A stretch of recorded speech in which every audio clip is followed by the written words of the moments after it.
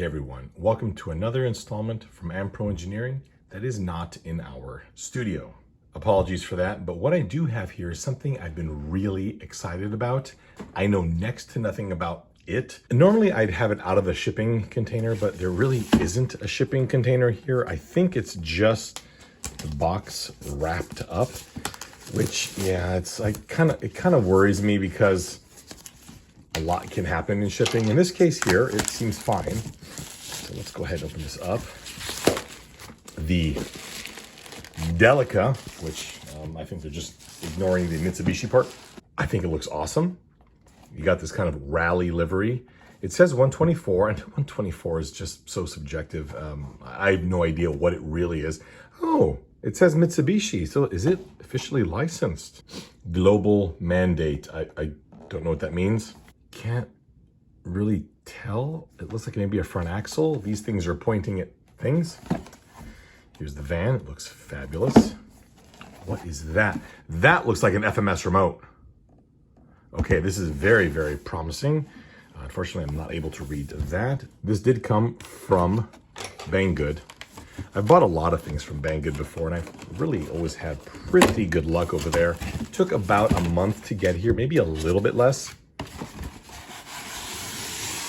So far, so good. This is extremely FMS. Simple box, styrofoam container, which I've said many times I like because I can keep it in here, I can store it in here, and I can travel with it in this package. It feels light. Oh, it's adorable. Look at you. Oh, it's adorable. Can you come here? Ooh, oh, you're so adorable. What? It's four-linked. You gotta be kidding me. All right, so this thing is four-linked. The tires are nice and soft. Wow, I've gotten 110 scale cars that don't have tires this soft. This body is excellent. These are not stickers either. These are actually screen printed on there. That's not a sticker.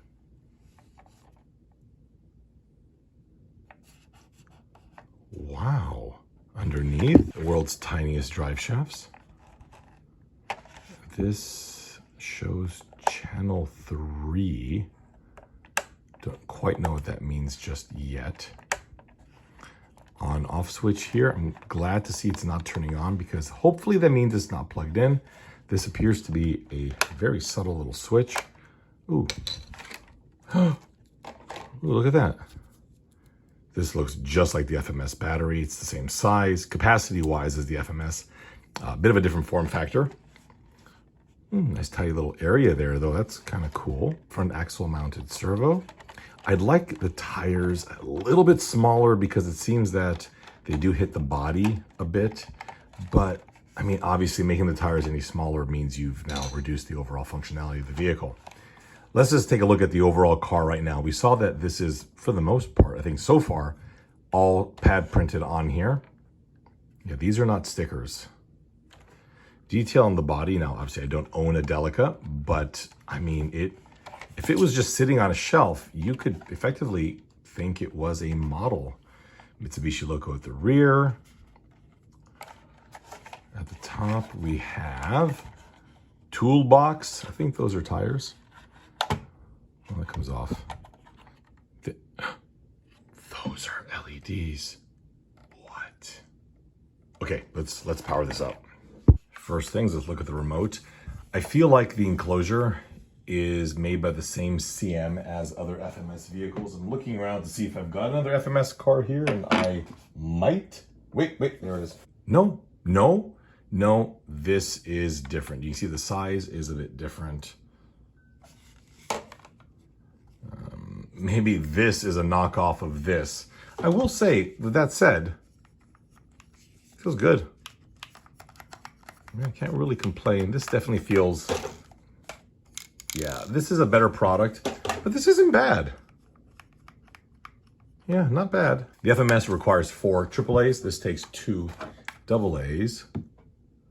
I can't tell which way, so this is negative.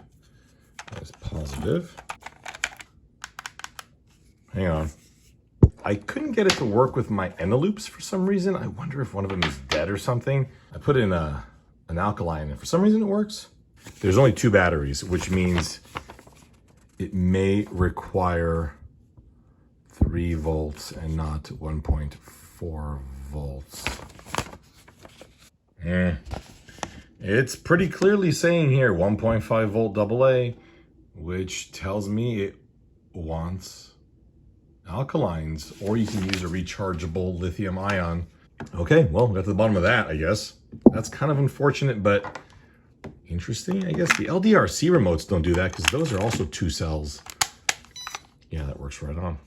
All right, with that said, pretty standard stuff. You got your trims there for your steering and for your throttle reversing, or I would presumably steering reversal. Try that out. There's a channel 3 here, but this is not a 3-channel car. Plug in the battery. See how cleanly this installs. Pretty good, plenty of room in there. This hooks in right there at an angle, then it drops in, then that spins over. Very nice. Oh, there it goes. Oh my God, look at all these lights. Holy. That is a ton of lights. Dude, that's pretty wicked. That's a lot of lights on something of this size here. I'd like to see tail lights. That's just me. It doesn't need to have turn signals, and it doesn't. But when you've got something with all these front lights, just throw a couple more in the back. What's the big deal? Maybe we can do that. There is a bit of an interior. Front seats, anything in there? No, not really. See in the back as well. Okay. We also have a battery charger. This is actually the same enclosure, the plastic here. This is the same enclosure as some of the LDRC drift cars. All right, I don't know what gear we're in. That seems kind of fast. Okay, let's pop it in a gear.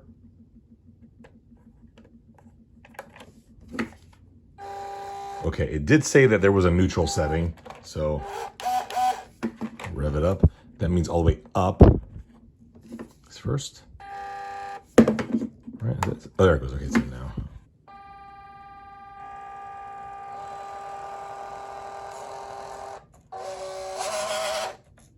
That's definitely slow. Let's try the keyboard.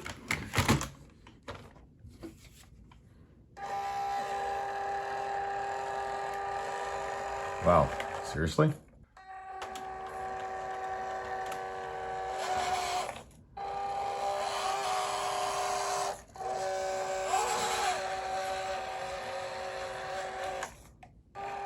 Kind of surprised to see that.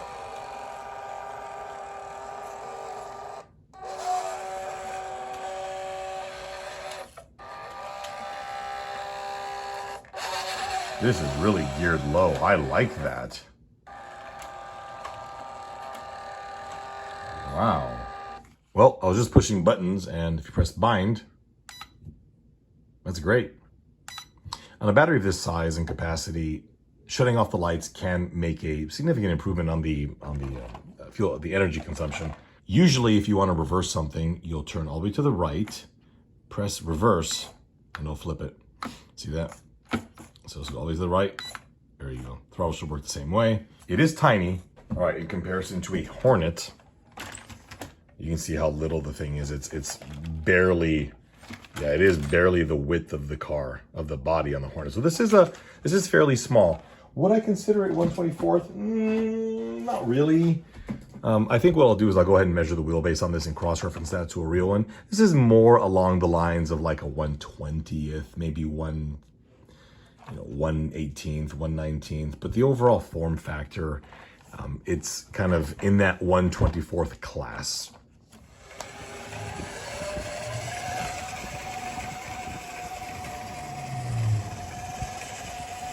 It's even faster than walking pace, honestly.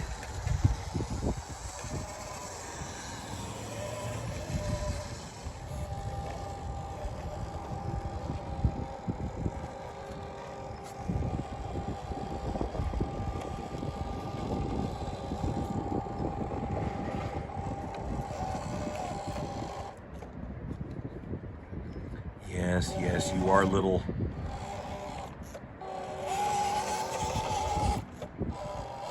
Can you get up this? I bet you can. Oh, you can. Oh my God. You can do it. Oh, wow. Yes, I know you're tiny.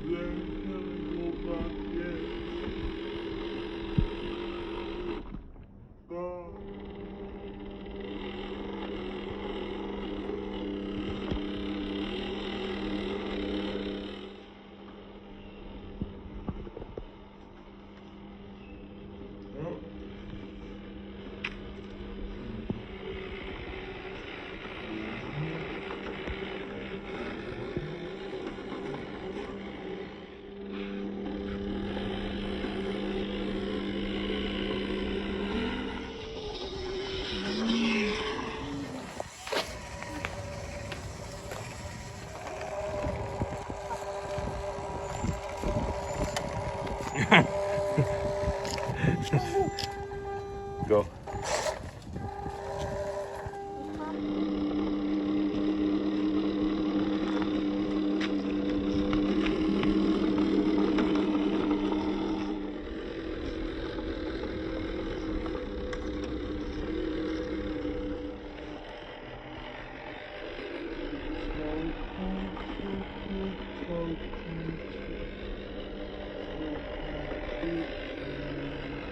This is worst.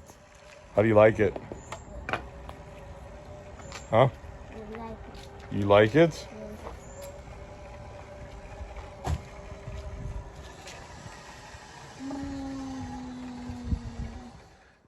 My son and I ran this thing on one day in particular with a couple of FMS batteries, about 7 packs in a row. And I mean, he would not let me touch it. All of the video footage of the vehicle driving that you see in this video, that was him. I've barely driven this, and I think that's a testament to how much fun he was able to have with it. I love this thing too. My daughter loves it. The question is, do you want one? This is not a crawler. Get that out of your head.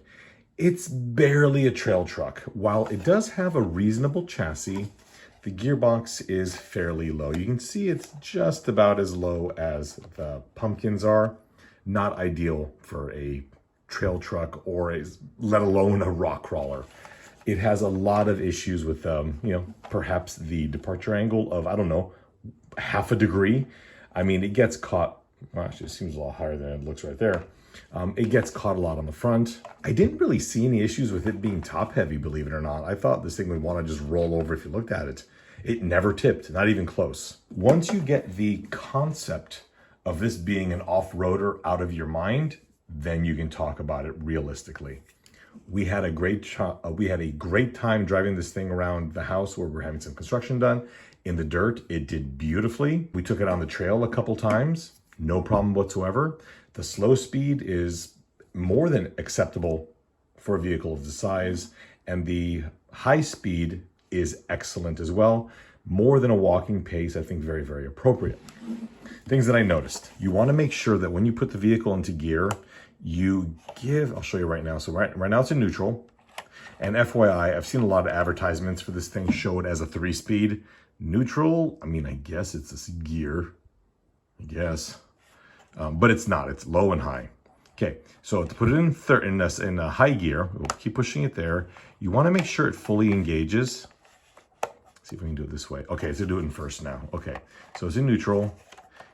Okay, so now it's trying to go into low gear. It's not fully engaging. And that's because normally you would have this engage with the servo arm that has a servo saver on it. So it's applying a force in one direction. And the minute you engage the throttle, it fully seats. This doesn't do that. So it's partially in gear. And now, there you go. You want to wiggle it a bit and it'll fully go into the gear. This, I don't believe, is a fault. I think this is just what we're talking about here when it comes to something that has a mechanical switch. I cannot see this vehicle being particularly interesting to somebody that's really kind of hardcore. However, I feel that I'm kind of hardcore. I don't know. Maybe not. I don't know. What am I? I like toys, but I'm not like a hardcore trail truck or a hardcore any of that. And I love it. I absolutely love it. But consider it a little, keep it in the back of your car trail truck, okay? If you are a beginner here, again, a little hesitant there, partly because of its functionality. It is not the kind of off-road vehicle that you may be thinking of, although it can go off-road. The four-wheel drive works fine. I love it. I absolutely adore it. I think you should buy one. But just be aware that it has its limitations, and driving this vehicle within those limitations is key. If you can do that, you'll have a lot of fun with it, and I'm really excited to seeing some custom builds with this thing. I do wish it had taillights. Anyway, my friends, thank you so much for watching, and I probably should go give this back to my son before he realizes it's missing. We'll see you next time.